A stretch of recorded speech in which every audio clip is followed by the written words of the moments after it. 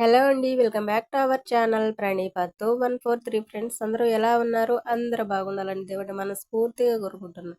Friends, ఇవాల్టి recipe వచ్చేసి Tamil Nadu famous అయిన ఉల్లిపాయ కర్రీ అనమాట. చూడండి ఎలా చేయాలో.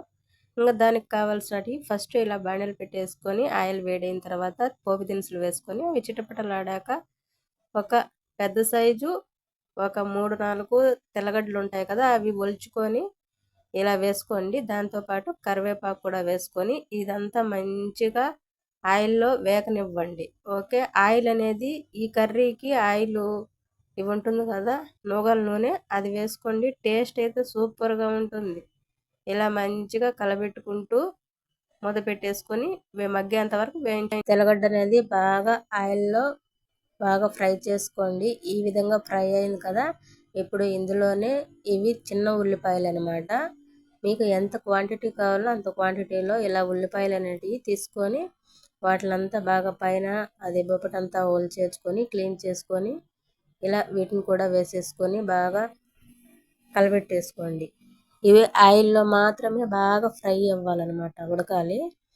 మనము ఎంత ఆయిల్లో ఫ్రై చేసుకుంటే కర్రీ అనేది అంత టేస్ట్ వస్తుందన్నమాట. చూస్తున్నారు కదా, ఈ విధంగా అనేది బాగా కలబెట్టుకుంటూ ఉండండి. ఇప్పుడు దీనికి రుచికి సరిపడా సాల్ట్ కూడా వేసుకోండి.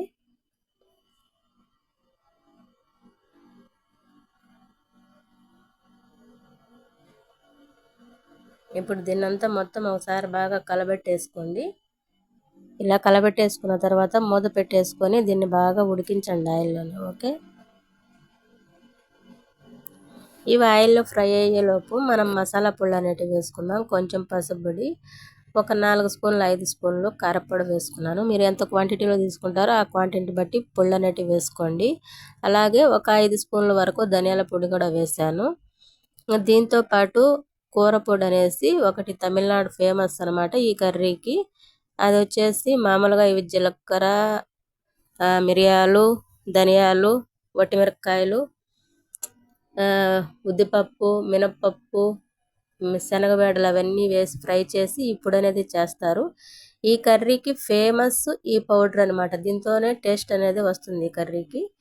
ఓకే, ఇంకా పొళ్ళన్నీ వేసుకొని పక్కన పెట్టేసుకోండి. ఇప్పుడు మనము ఇలా ఆనియన్ అనేది ఒకసారి ముద్ద తీసుకొని కలబెట్టేసుకోండి బాగా. చూడండి ఎంత బాగా ఆయిల్లో కుక్ అయ్యాయో.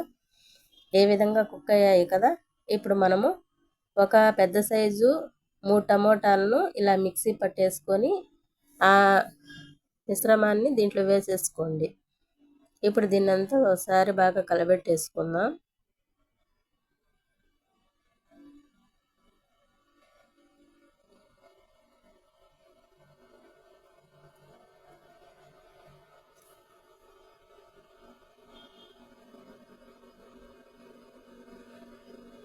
ఇప్పుడు మనం ఇందులోనే మనము వేసుకున్న పొడులు ఉన్నాయి కదా, ఆ పొడులు కూడా ఇందులోనే వేసేసుకోండి. ఇప్పుడు దీన్నంతా బాగా కలబెట్టేసుకొని మంచిగా పచ్చివాసన పోయేంత వరకు, అంటే టమోటా ఈ మసాలా ఇవంతా పచ్చివాసన పోయేంత వరకు మూత పెట్టేసుకొని సిమ్లో బాగా ఉడికించేసుకోండి. ఇప్పుడు మూతనేది తీసి ఒకసారి చూద్దాము. చూడండి ఎంత బాగా ఉడికిందో. మనకు ఆయిల్ అనేది సపరేట్ అయింది కదా, అంటే బాగా ఉడికినట్టు అర్థము. ఇప్పుడు దీన్నంతా ఒకసారి మంచిగా కలబెట్టేసుకొని ఇప్పుడు దీనిలో మనకు పులుపుకు తగ్గట్టుగా చింతపండు నీళ్ళు అనేటివి వేసుకోండి. ఇప్పుడు దీన్నంతా మొత్తం బాగా కలబెట్టేసుకొని దీన్ని కూడా ఒక 10-15 నిమిషాల దాకా సిమ్లో పెట్టేసుకొని బాగా ఉడికించుకోండి. ఇప్పుడు ఇందులోనే తగినన్ని వాటర్ కూడా వేసుకోండి. వాటర్ వేయడం ఆ క్లిప్ అయితే తీయలేదు, మర్చిపోయాను. ఇప్పుడు ఒకసారి ఉప్పు చూసుకొని ఉప్పు తక్కువ అయితే కొంచెం ఉప్పు వేసుకోండి. అలాగే కారం కూడా కొంచెం తక్కువగా ఉంది, అందుకే కారం కూడా వేసాను. ఇప్పుడు దీన్నంతా మంచిగా ఒకసారి కలబెట్టేసుకొని మూత పెట్టుకొని ఉడికించుకోండి. ఇప్పుడు తర్వాత ఒక ప్యాన్ పెట్టేసుకొని ఆ ప్యాన్లో మనం వీటిని ఏమంటారంటే మా సైడ్ అయితే ఉచ్చికాయలు అంటారు, ఇంకా కొన్ని చోట్ల సుండుకాయలు అంటాడు. తమిళనాడు సైడ్ అయితే సుండుకాయ అంటారు. ఇంకా ఇలా వీటిని మనం ఉరుగులు ఎలా చేస్తామో అలాగా లోపలంతా గింజలు, ఫస్ట్ మెయిన్ గింజలు అనేటివి తీసేస్తే మనకు చేదు అనేది ఎక్కువ ఉండదన్నమాట. ఇవి చేదుగా ఉంటాయి కాబట్టి గింజలు అనేటివి తీసి ఇలా ఎండబెట్టుకొని ఇలా ఉరుగుల్లాగా చేసుకుంటారు వీటిని.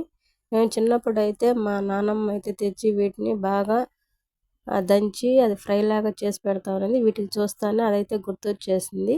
ఇంకా తర్వాత ఇలా కూర అనేది దగ్గర పడుతుంది కదా, ఇలా మొత్తం అంతా ఒకసారి బాగా కలబెట్టేసుకోండి. ఇలా కలబెట్టేసుకున్న తర్వాత మనం ఫ్రై చేసుకున్నాం కదా, అవి ఏమంటారు ఉచ్చికాయలు, ఆ సైడ్ అయితే వాటిని ఉచ్చికాయలే అంటారు. ఇంకా ఉచ్చికాయలను కూడా ఇంకా వీటిలో వేసుకొని మొత్తం అంతా బాగా కలబెట్టేసుకొని ఒక 10 మినిట్స్ వరకు అలా ఉడికించేసుకోండి.